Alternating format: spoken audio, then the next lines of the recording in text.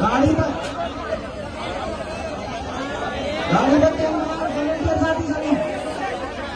तुम लोग मेहनत से पढ़ाई करो। 1 साल में हम लोग मेहनत करके इतनी ताकत में चले जाएंगे कि हमारे जरिए ही सरकार बनेगी। तब हम बहनों को रोजगार देंगे सबको। कृपया सुनो, आदमी चेहरे से नहीं कर्म से सुंदर होता है। जब तुम में से कोई IAS IPS बन जाएगी ना, तुम्हारे माता पिता को उनके लिए तुम्हारे लिए रिश्ता नहीं ढूंढना पड़ेगा ना, दहेज इकट्ठा करना पड़ेगा। समझ रही हो? नुकसान हो गया है। अब वो जब काम की बात बतानी थी वो भूल जाएंगे लोग, जो खड़े होकर बतानी पड़ेगी। अब मैंने समझ लिया, अभी चुप रहो। देखो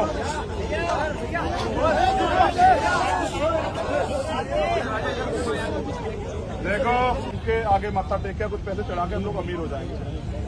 जो भगवान आपसे पैसे ले रहा है वो आपको पैसे दे सकता है क्या? आप खुद ही सोचो ना, पढ़े लिखे हो आप लोग।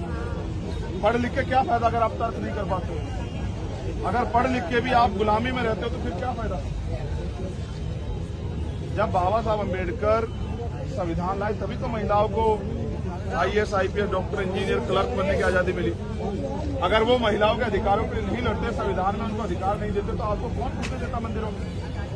आपने देखा नहीं केरल में महिलाओं को जाने के ऊपर कितना झगड़ा हुआ कि मंदिर में नहीं जा सकती महिलाएं, गर्भगृह में नहीं जा सकती हैं। मैं आपसे क्या कह रहा हूं, मेरी बात पे गौर करो, धार्मिकता लगा के। आज के आज सबसे ज्यादा दहेज के नाम पे महिलाओं के साथ शोषण होता है। दहेज हत्या, दहेज के नाम पे परिवार प्रताड़ित करता। क्यों करता है पता आपको? समाज में भी यही बात लागू है, क्योंकि वो उनके पास रोजगार। अच्छा सोचो, जो बेटी IAS IPS है, वकील है, जज है, ये लाठी अगर उठा ली ना तो पतंग बन जाएगी। बहुत सारे लोग जो बोल रहे हैं, समझ रहे हो? बात करने दो। तो वो इसलिए उनके साथ ये अन्याय अत्याचार होता है। जैसे मैंने समझा कि हमारे समाज के साथ क्यों होता है, क्योंकि हम कमजोर हैं, हमको आर्थिक रूप से कमजोरी है। जब वो बहनें बेरोजगार होती हैं, ना वो डॉक्टर होती है, ना इंजीनियर होती है, ना वो क्लर्क होती है, ना वो IAS होती है, ना IPS होती है, ना पुलिस में होती है, ना किसी और विभाग में होती है, तो होता क्या है कि उनको पुरुष प्रधान देश ही समझता है। यहाँ के पुरुषों को बुरा लग जाएगा, ये महिला मेरे उस पे है, मेरी दया पे। अगर मैं कुछ ला के दे दूंगा तो ये खा लेगी, मैं जो इसको कपड़े दे दूंगा वो ये पहन लेगी, मैं जो सामान ला के दे दूंगा इसमें गुजारा कर लेगी। उसका अपना कोई जीवन इस देश में नहीं। आप ये बताओ, जितनी यहाँ हमारी बहनें माएं बैठी हैं, कभी अपनी मर्जी से आप 4 दिन के लिए घूमने गई कभी कहीं? नहीं सर, नहीं। बताओ कहाँ मायके घूमने कहाँ जाती हो? बताओ। प्लेन का सफर किया आज तक? कहाँ घूमे? भाई बात सुनो, जब आपने प्लेन में नहीं घूमे तो फिर आप कहाँ घूमे बताओ? सबसे हल्की सवारी तो प्लेन ही है। देखो हल्की है तभी तो आकाश में उड़ती है, या नहीं? मैं कुछ और समझा रहा हूँ मेरी बहन। देखो, अगर आपको एक मिनट दो, अगर आप 50,000 40,000 रुपए कमाएंगी तो क्या आपको कुछ खर्च करने से पहले किसी से पूछना पड़ेगा? आप अपनी सेविंग भी करो, कोई घूमने जाओ। तो महिलाएं यहाँ क्या है, पहले तो पिता के हिसाब से चलती हैं और समाज के हिसाब से क्या पहनेंगी, कहाँ आएंगी, कहाँ जाएंगी, शादी में जाएंगी नहीं जाएंगी, किस व्हीकल पे जाएंगी, रात में किस समय निकलेंगे, दिन में किस समय, ये कौन तय करता है? पिता, भाई, समाज, यही ना? जब वो थोड़ी सी बड़ी होती हैं, वो शादी कहाँ करेंगी या कितनी क्लास तक पढ़ेंगी, ये कौन तय करता है? परिवार। ठीक है, जब उनकी शादी हो जाती है, उनके अपने कुछ नहीं है। मैं कह रहा हूं क्योंकि आप पढ़ी लिखी बहने हैं, सास को बच्चा चाहिए, उसके उस बिटिया के कोई सपने नहीं है, तो उसको आप बच्चे की प्रक्रिया पे जाना पड़ेगा। ठीक है, या वो क्या कपड़े पहनेगी अपने ससुराल में, कब आएगी, कब जाएगी, अपने मायके नहीं जाएगी, ये कौन तय करेगा? ससुराल। ठीक है, हमें जो सम्मान से जीना सिखाते हैं वही हमें समानता नहीं देते हैं। ठीक है, फिर उसकी बाकी जिंदगी अपने बच्चों को संभालने में निकल जाती है। जब वो और बूढ़ी हो जाती है तो भी उस पर आजादी नहीं होती, तब वो अपने पोते पोते को संभालने लग जाती है। तो एक महिला इस देश में गुलाम पैदा होती है और गुलाम ही बनती है। इसलिए मैं अपनी बहनों से कह रहा हूं कि आप आजाद हो जाओ। आपने उड़ के थोड़ा देखा, जैसे मैंने इससे पूछा, ये कह रही मैं तो घूम लेती हूँ। मैं कह रहा हूँ कि जब आप घूमो सब, अपनी माँ को लेके, अपनी बहनों को लेके प्लेन से जाओ, यहाँ से गोवा जाओ, केरल जाओ, तमिलनाडु जाओ, देखने जाओ बोध गया, जहाँ हमारे महापुरुष वो हुए, ऐसी जगहों पे जाओ, जाके 2-4 दिन अपने मन से, अपने मन का खाओ पियो रहो, तभी तो आजादी है। तो वो कहाँ है तुमसे? अच्छा, जो बेटी नौकरी कर रही है उसको तो पिता भी ये नहीं कह सकते क्योंकि तनख्वाह ही है कि तो क्या कर रही है, और जो नहीं कर रही उसको क्या कहते हैं? बस भेजो, अभी भेजो घूमने, तुझे शादी में है, यही कहते हैं ना। तो देखो, मैं तो पुरुष पैदा हुआ हूँ, लेकिन क्योंकि मैं समझता हूँ कि हमने सामाजिक असमानता देखी है, देखो, इसलिए मैं समझता हूँ कि महिला को आजादी, इसलिए मैं आपसे कह रहा हूँ, ये एमएससी वाली से मैंने क्यों हाथ मिला पता? क्योंकि अगर एमएससी केमिस्ट्री से कर रही हो तो बहुत अच्छा स्कोप, आने वाले कल में बहुत अच्छी जॉब करोगी, कहीं प्रोफेसर या जो है असिस्टेंट प्रोफेसर लगोगी, 1 लाख रुपए सैलरी लोगी। जब 1 लाख रुपए तुम्हारी जेब में होंगे मंथली, तुम्हें कौन रोक सकता है उड़ने से? अपनी माँ के भी सपने पूरी करोगी, अपने पिता के भी सपने पूरी करोगी, उनको भी 2 रुपए दोगी, वो भी सम्मान करेंगे। जिन पे पैसे नहीं होते उनका सम्मान भी नहीं होता, समझ रही हो? इसलिए मैंने बात तुम्हें बताई। फोटो तो तुम सारी खिंचवा लो, लेकिन फोटो से कुछ नहीं बदलेगा बहन। आप जब अपनी पढ़ाई को मजबूती से करोगी और अपने पैरों पर खड़े जाओगी, देखना आपको मेरे कहे हुए वर्ड याद आएंगे कि हमारे भाई ने क्या कहा। और अगर आप नाकामयाब हुई तो भी याद आएगा कि अगर हम भाई की बात मान लेते, अच्छे से पढ़ाई करते, मेकअप में ना घुसे रहते, तो सब ठीक हो जाते।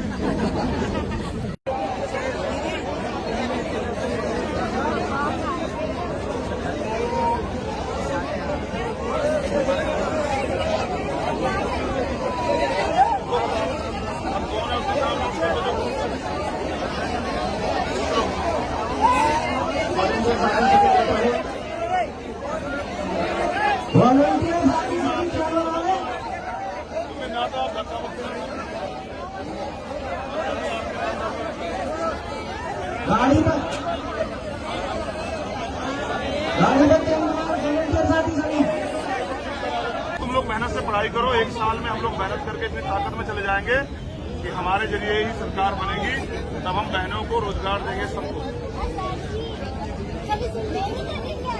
कृपया सुनो,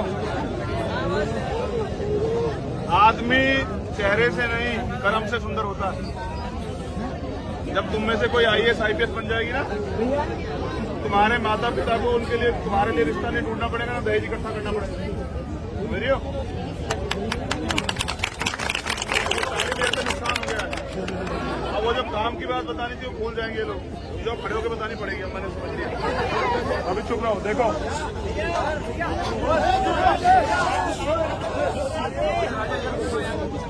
देखो, उनके आगे माथा टेक के कुछ पैसे चढ़ा के हम लोग अमीर हो जाएंगे। जो भगवान आपसे पैसे ले रहा है वो आपको पैसे दे सकता है क्या? आप खुद ही सोचो ना, पढ़े लिखे हो आप लोग, पढ़ लिख के क्या फायदा अगर आप तर्क नहीं कर पाते हो? अगर पढ़ लिख के भी आप गुलामी में रहते हो तो फिर क्या फायदा?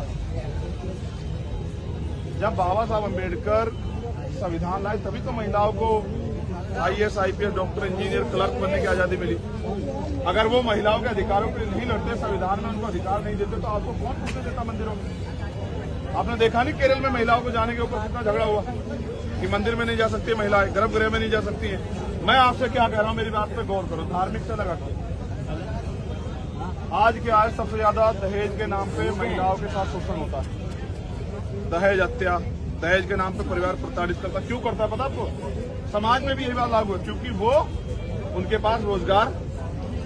अच्छा सोचो, जो बेटी IAS IPS है, वकील है, जज है, ये लाठी अगर उठा ली ना तो पतंग बन जाएगी। बहुत सारे लोग जो बोल रहे हैं, समझ रहे हो? बात करने दो। तो वो इसलिए उनके साथ ये अन्याय अत्याचार होता है। जैसे मैंने समझा कि हमारे समाज के साथ क्यों होता है, क्योंकि हम कमजोर हैं, हमको आर्थिक रूप से कमजोरी है। जब वो बहनें बेरोजगार होती हैं, ना वो डॉक्टर होती है, ना इंजीनियर होती है, ना वो क्लर्क होती है, ना वो IAS होती है, ना IPS होती है, ना पुलिस में होती है, ना किसी और विभाग में होती है, तो होता क्या है कि उनको पुरुष प्रधान देश ये समझता है, यहाँ के पुरुषों को बुरा लग जाएगा, ये महिला मेरे उस पे है, मेरी दया पे, अगर मैं कुछ ला के दे दूंगा तो ये खा लेगी, मैं जो इसको कपड़े दे दूंगा वो ये पहन लेगी, मैं जो सामान ला के दे दूंगा इसमें गुजारा कर लेगी, उसका अपना कोई जीवन इस देश में नहीं। आप ये बताओ, जितनी यहाँ हमारी बहनें माएँ बैठी हैं, कभी अपनी मर्जी से आप 4 दिन के लिए घूमने गई कभी कहीं? नहीं सर, नहीं सर। बताओ कहाँ मायके घूमने कहाँ जाती हो बताओ? प्लेन का सफर किया आज तक? क्या घूमे भाई? बात सुनो, जब आपने प्लेन में नहीं घूमे तो फिर आप कहाँ घूमे बताओ? सबसे हल्की सवारी तो प्लेन ही है। देखो हल्की है तभी तो आकाश में उड़ती है या नहीं? मैं कुछ और समझा रहा हूँ मेरी बहन, देखो अगर आपको एक मिनट दो, अगर आप 50,000 40,000 रुपए कमाएंगी तो क्या आपको कुछ खर्च करने से पहले किसी से पूछना पड़ेगा? आप अपनी सेविंग भी करो, कोई घूमने जाओ। तो महिलाएं यहाँ क्या है, पहले तो पिता के हिसाब से चलती हैं और समाज के हिसाब से क्या पहनेंगी, कहाँ आएंगी, कहाँ जाएंगी, शादी में जाएंगी नहीं जाएंगी, किस व्हीकल पे जाएंगी, रात में किस समय निकलेंगे, दिन में किस समय, ये कौन तय करता है? पिता, भाई, समाज, यही ना? जब वो थोड़ी सी बड़ी होती हैं, वो शादी कहाँ करेंगी या कितनी क्लास तक पढ़ेंगी, ये कौन तय करता है? परिवार। ठीक है, जब उनकी शादी हो जाती है, उनके अपने कुछ नहीं है। मैं कह रहा हूं क्योंकि आप पढ़ी लिखी बहने हैं, सास को बच्चा चाहिए, उसके उस बिटिया के कोई सपने नहीं है, तो उसको आप बच्चे की प्रक्रिया पे जाना पड़ेगा। ठीक है, या वो क्या कपड़े पहनेगी अपने ससुराल में, कब आएगी कब जाएगी, अपने मायके नहीं जाएगी, ये कौन तय करेगा? ससुराल। ठीक है, हमें जो सम्मान से जीना सिखाते हैं वही हमें समानता नहीं देते हैं। ठीक है, फिर उसकी बाकी जिंदगी अपने बच्चों को संभालने में निकल जाती है। जब वो और बूढ़ी हो जाती है तो भी उस पर आजादी नहीं होती, तब वो अपने पोते पोते को संभालने लग जाती है। तो एक महिला इस देश में गुलाम पैदा होती है और गुलाम ही बनती है। इसलिए मैं अपनी बहनों से कह रहा हूँ कि आप आजाद हो जाओ। आपने उड़ के थोड़ा देखा, जैसे मैंने से पूछा, ये कह रही मैं तो घूम लेती हूँ। तो मैं कह रहा हूँ कि जब आप घूमो, सब अपनी माँ को लेके, अपनी बहनों को लेके प्लेन से जाओ, यहाँ से गोवा जाओ, केरल जाओ, तमिलनाडु जाओ, देखने जाओ बोध गया, जहाँ हमारे महापुरुष वो हुए, ऐसी जगहों पे जाओ, जाके 2-4 दिन अपने मन से, अपने मन का खाओ पियो रहो, तभी तो आजादी है। तो वो कहाँ है तुमसे? अच्छा, जो बेटी नौकरी कर रही है उसको तो पिता भी ये नहीं कह सकते क्योंकि तनख्वाह ही है कि तू क्या कर रही है, और जो नहीं कर रही उसको क्या कहते हैं? बस भेजो, अभी भेजो घूमने, तुझे शादी में है, यही कहते हैं ना। तो देखो, मैं तो पुरुष पैदा हुआ हूँ, लेकिन क्योंकि मैं समझता हूँ कि हमने सामाजिक असमानता देखी है, देखो, इसलिए मैं समझता हूँ कि महिला को आजादी। इसलिए मैं आपसे कह रहा हूँ, ये एमएससी वाली से मैंने क्यों हाथ मिला पता? क्योंकि अगर एमएससी केमिस्ट्री से कर रही हो तो बहुत अच्छा स्कोप, आने वाले कल में बहुत अच्छी जॉब करोगी, कहीं प्रोफेसर या जो है असिस्टेंट प्रोफेसर लगोगी, 1 लाख रुपए सैलरी लोगी। जब 1 लाख रुपए तुम्हारे जेब में होंगे मंथली, तुम्हें कौन रोक सकता है उठने से? अपनी माँ के भी सपने पूरी करोगी, अपने पिता के भी सपने पूरी करोगी, उनको भी 2 रुपए दोगी, वो भी सम्मान करेंगे। जिन पे पैसे नहीं होते उनका सम्मान भी नहीं होता, समझ लियो। इसलिए मैंने बात तुम्हें बताई। फोटो तो तुम सारी खिंचवा लो, लेकिन फोटो से कुछ नहीं बदलेगा बहन। आप जब अपनी पढ़ाई को मजबूती से करोगी और अपने पैरों पर खड़े जाओगी, देखना आपको मेरे कहे हुए वर्ड याद आएंगे कि हमारे भाई ने किया। और अगर आप नाकामयाब हुई तो भी याद आएगा कि अगर हम भाई की बात मान लेते, अच्छे से पढ़ाई करते, मेकअप में ना घुसे रहते, तो सब ठीक हो जाता।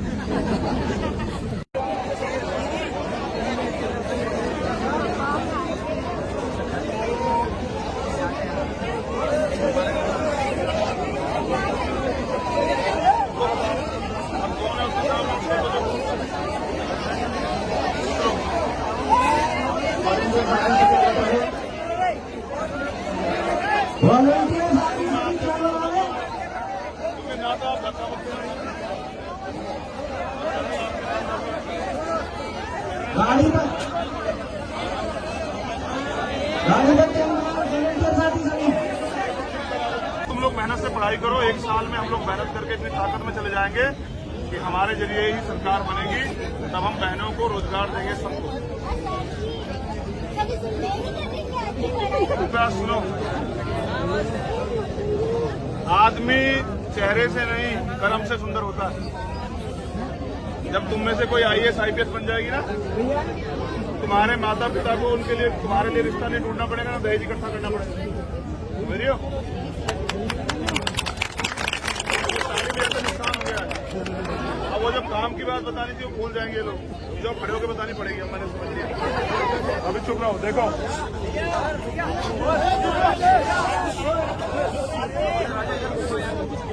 देखो उनके आगे माथा टेक के कुछ पैसे चढ़ा के हम लोग अमीर हो जाएंगे। जो भगवान आपसे पैसे ले रहा है वो आपको पैसे दे सकता है क्या? आप खुद ही सोचो ना, पढ़े लिखे हो आप लोग। पढ़ लिख के क्या फायदा अगर आप तर्क नहीं कर पाते हो? अगर पढ़ लिख के भी आप गुलामी में रहते हो तो फिर क्या फायदा? जब बाबा साहब अम्बेडकर संविधान लाए तभी तो महिलाओं को IAS, IPS, doctor, engineer, clerk बनने की आजादी मिली। अगर वो महिलाओं के अधिकारों के लिए नहीं लड़ते, संविधान में उनको अधिकार नहीं देते, तो आपको कौन पूछने देता मंदिरों में? आपने देखा नहीं केरल में महिलाओं को जाने के ऊपर कितना झगड़ा हुआ कि मंदिर में नहीं जा सकती महिलाएं, गर्भगृह में नहीं जा सकती हैं। मैं आपसे क्या कह रहा हूं, मेरी बात पे गौर करो, धार्मिकता लगा के। आज के आज सबसे ज्यादा दहेज के नाम पे महिलाओं के साथ शोषण होता है। दहेज हत्या, दहेज के नाम पे परिवार प्रताड़ित करता। क्यों करता है पता आपको?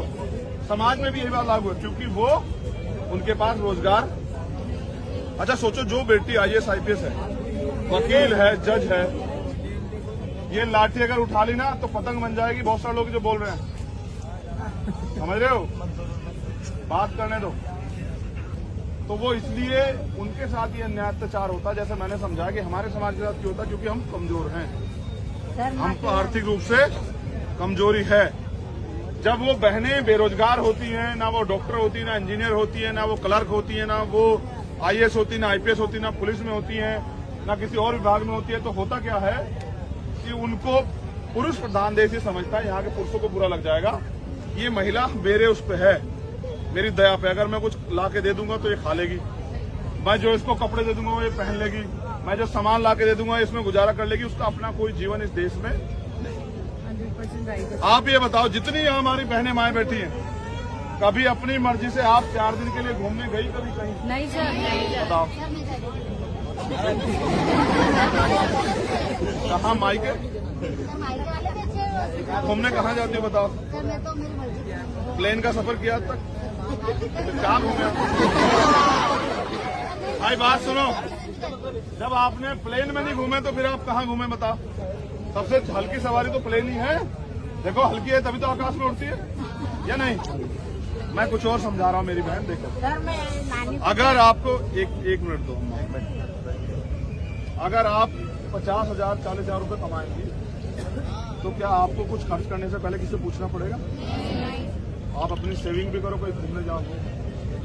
तो महिलाएं यहाँ क्या है, पहले तो पिता के हिसाब से चलती हैं और समाज के हिसाब से क्या पहनेंगी, कहाँ आएंगी, कहाँ जाएंगी, शादी में जाएंगी नहीं जाएंगी, किस व्हीकल पे जाएंगी, रात में किस समय निकलेंगी, दिन में किस समय, ये कौन तय करता है? पिता, भाई, समाज, यही ना?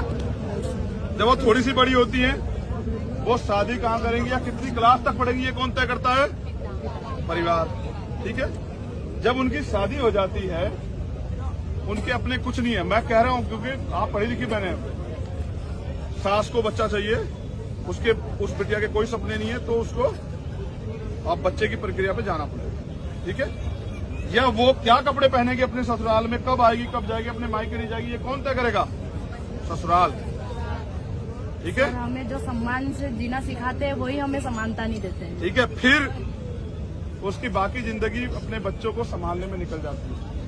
जब वो और बूढ़ी हो जाती है तो भी उस पर आजादी नहीं होती, तब वो अपने पोते पोते को संभालने लग जाती है। तो एक महिला इस देश में गुलाम पैदा होती है और गुलाम ही बनती है। इसलिए मैं अपनी बहनों से कह रहा हूँ कि आप आजाद हो जाओ। आपने उड़ के थोड़ा देखा, जैसे मैंने से पूछा, ये कह रही मैं तो घूम लेती हूँ। मैं कह रहा हूँ कि जब आप घूमो, सब अपनी माँ को लेके, अपनी बहनों को लेके प्लेन से जाओ, यहाँ से गोवा जाओ, केरल जाओ, तमिलनाडु जाओ, देखने जाओ बोध गया जहाँ हमारे महापुरुष वो हुए, ऐसी जगहों पे जाओ, जाके 2-4 दिन अपने मन से, अपने मन का खाओ पियो रहो, तभी तो आजादी है। तो वो कहाँ है तुमसे? अच्छा, जो बेटी नौकरी कर रही है उसको तो पिता भी ये नहीं कह सकते क्योंकि तनख्वाह ही है कि तू क्या कर रही है, और जो नहीं कर रही उसको क्या कहते हैं? बस भेजो, अभी भेजो घूमने, तुझे शादी में है, यही कहते हैं ना। तो देखो, मैं तो पुरुष पैदा हुआ हूँ, लेकिन क्योंकि मैं समझता हूँ कि हमने सामाजिक असमानता देखी है। देखो, इसलिए मैं समझता हूँ कि महिला को आजादी है। इसलिए मैं आपसे कह रहा हूँ, ये एमएससी वाली से मैंने क्यों हाथ मिला पता, क्योंकि अगर एमएससी केमिस्ट्री से कर रही हो तो बहुत अच्छा स्कोप, आने वाले कल में बहुत अच्छी जॉब करोगी, कहीं प्रोफेसर या जो है असिस्टेंट प्रोफेसर लगोगी, 1 लाख रुपए सैलरी लोगी। जब 1 लाख रुपए तुम्हारी जेब में होंगे मंथली, तुम्हें कौन रोक सकता है उठने से? अपनी माँ के भी सपने पूरी करोगी, अपने पिता के भी सपने पूरी करोगी, उनको भी 2 रुपए दोगी, वो भी सम्मान करेंगे। जिन पे पैसे नहीं होते उनका सम्मान भी नहीं होता, समझ रही हो? इसलिए मैंने ये बात तुम्हें बताई। फोटो तो तुम सारी खिंचवा लो, लेकिन फोटो से कुछ नहीं बदलेगा बहन। आप जब अपनी पढ़ाई को मजबूती से करोगी और अपने पैरों पर खड़े हो जाओगी, देखना आपको मेरे कहे हुए वर्ड याद आएंगे कि हमारे भाइयों की याद। और अगर आप नाकामयाब हुई तो भी याद आएगा कि अगर हम भाई की बात मान लेते, अच्छे से पढ़ाई करते, मेकअप में ना घुसे रहते, तो सब ठीक हो जाता।